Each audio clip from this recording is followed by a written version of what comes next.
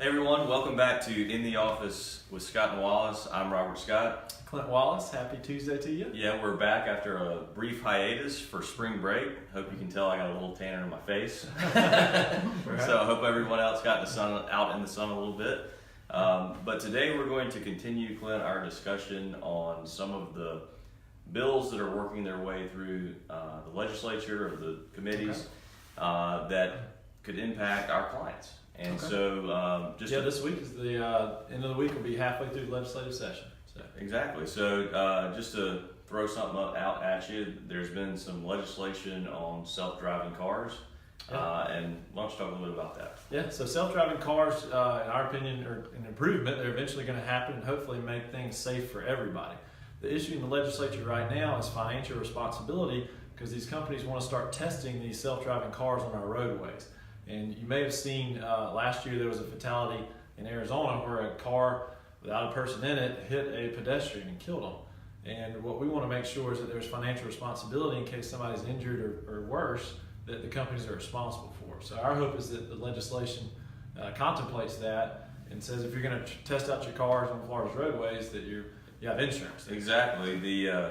The technology seems to be quickly advancing. Yeah. And the question then becomes, well, if we're going to put this technology on the roadway and have it interacting with people who are actually driving their cars, or people who are walking in crosswalks or riding bikes, those types of things, well, what happens if one of these self-driving cars goes awry? So you mentioned financial responsibility. Just what is financial responsibility? It's proof that there's money or insurance there to pay for any type of medical care or lost wages that people have in case something bad does happen.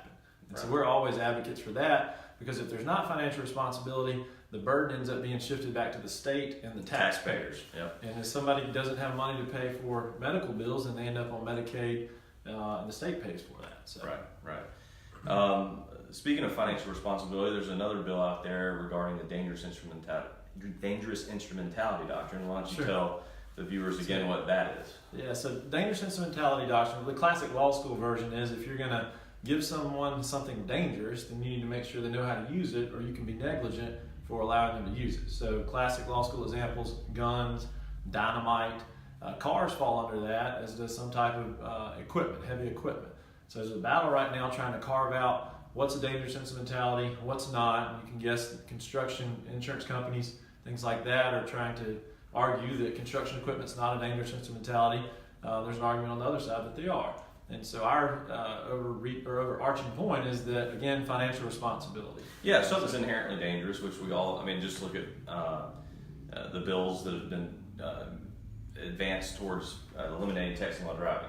Yeah. The reason texting while driving is dangerous is because someone's behind the wheel of a car, and a car is inherently dangerous. So what the doctrine allows for is some vicarious liability if you permissively entrust a dangerous object like a gun or an instrument like a car or vehicle to someone. And so, as Clint was saying, what we're looking for is that if those decisions are made to entrust something that is dangerous to someone else, that there's financial responsibility at the end of the rainbow if an injury were to occur, which when something's dangerous is a foreseeable result. And in the first place, teach them how to use it safely. Exactly. You let somebody use a gun, make sure that they're capable and know how to use a gun. Right, exactly. Why don't you talk about, we keep harping on it, but Florida's one of two states that does not have mandatory BI. So first of all, what is BI? Okay, so BI is an acronym.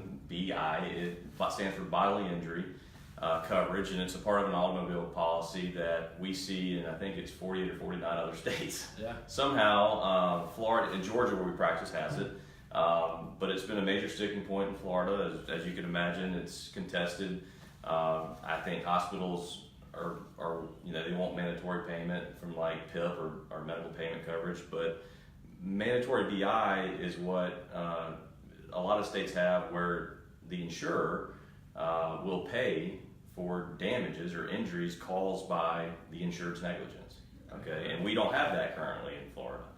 And so the impact, in fact, I've got to make 2 calls, as I'm dreading doing this week, to 2 clients where there's no bodily injury coverage. So there's nothing we can do for them. The only option is to sue someone personally, which we'll save that for another segment, but that's not going to produce any type of recovery, likely. Sure. And so these clients' medical bills, what happens? Unpaid. They're unpaid, and or it falls on a health insurer, or it's charitably written off, and hospitals, for example, are having to bear that out.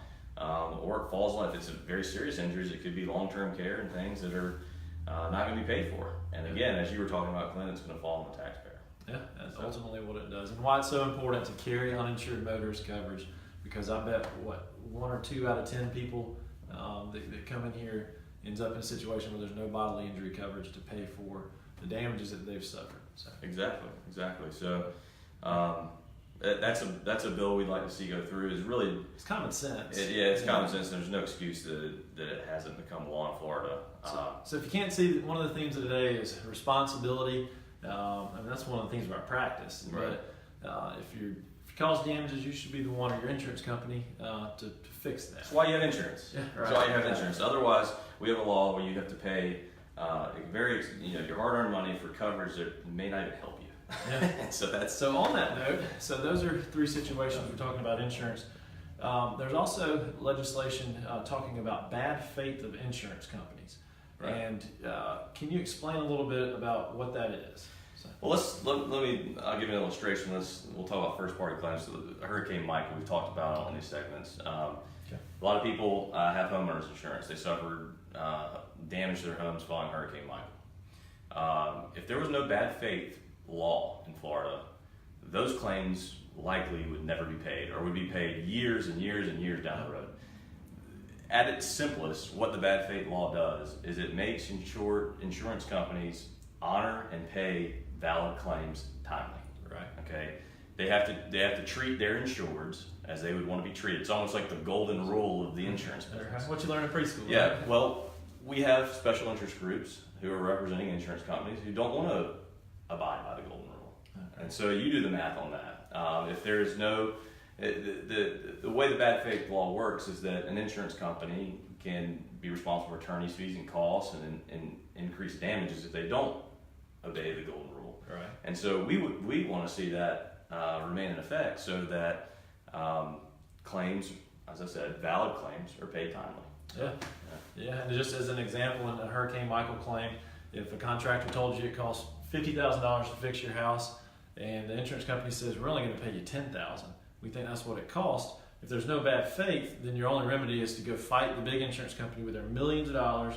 Billions and billions of dollars, millions of attorneys, right. And hope the little guy can prevail, and the little guy doesn't have money to go do that. No. Bad faith keeps them honest, where if they take that position and ultimately they're proven wrong, then there's penalties for that. They have to pay the total amount plus the attorney's fees of doing it. So without that, insurance companies wouldn't act honestly like you're talking about. Exactly. So along those lines, if you believe that people, insurance companies that are charging premiums and receiving billions of dollars annually for premiums should be held responsible when an accident occurs. That's what the insurance is for. If you believe that insurance companies should pay valid claims timely, then echo those sentiments to your local legislators.